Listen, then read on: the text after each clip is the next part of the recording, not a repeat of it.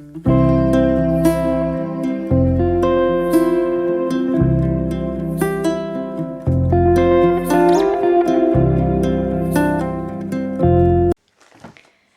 tout le monde, c'est Ophélie. Aujourd'hui on se retrouve dans une nouvelle vidéo où je vais vous présenter une série de mangas que j'aime beaucoup. Donc c'est So I Am Spider So What, qui est écrit par Asahiro Kakashi, le numéro 4, qui est publié chez Éditions Pika. Pour ceux qui n'auraient pas vu et ou pas lu les autres tomes, je vous mets le lien de mes vidéos dans le petit si ça vous intéresse. Puis comme ça vous évitera de vous faire spoiler. Donc là on va suivre notre petite araignée qui découvre un énorme monstre dans des flammes. Donc je rappelle, elle est dans le sous-sol volcanique du jeu vidéo et là elle découvre un monstre très puissant et pour pouvoir découvrir ce sous-sol, et surtout qu'elle est obligée de passer par le sous-sol pour un peu se sauver, et ben elle va vouloir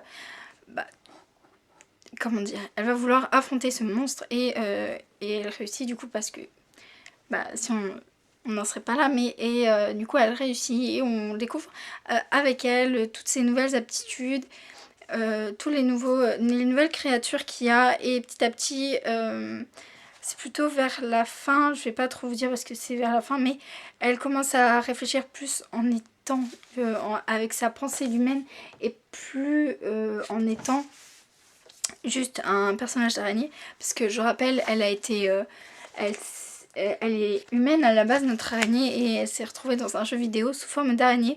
Et du coup là elle commence à, suite à un événement qui s'est passé, à réfléchir un peu plus sur pourquoi je suis là, et vu que je suis dans un jeu vidéo, est-ce qu'il y a des personnes qui me dirigent. C'était hyper bien, et au début je m'ennuie pas du tout avec cette série. C'est vraiment hyper bien écrit et c'est hyper bien. En fait, ce qui rythme la série, c'est qu'en fait, plus elle découvre l'univers comme nous, et il y a beaucoup de monstres, et en plus cette petite araignée est très drôle, et en plus là, elle va avoir ce qu'on appelle, ce qu'ils appellent, je crois, la double personnalité, quelque chose comme ça. En fait, elle peut doubler ses capacités, pas ses capacités, mais c'est comme si elle avait deux personnes dans sa tête. Donc elle a elle plus deux personnes, et chacun réfléchit à part, mais en même temps c'est réuni. C'est un peu compliqué à expliquer, mais ceux qui l'ont lu ou ceux qui vont lire, vous allez vite comprendre. Donc voilà, c'était hyper bien, c'était bien écrit, et voilà, ce qui rythme, c'est que on a une araignée drôle, on a une araignée qui veut survivre, qui veut se battre contre les autres créatures pour pouvoir du coup survivre.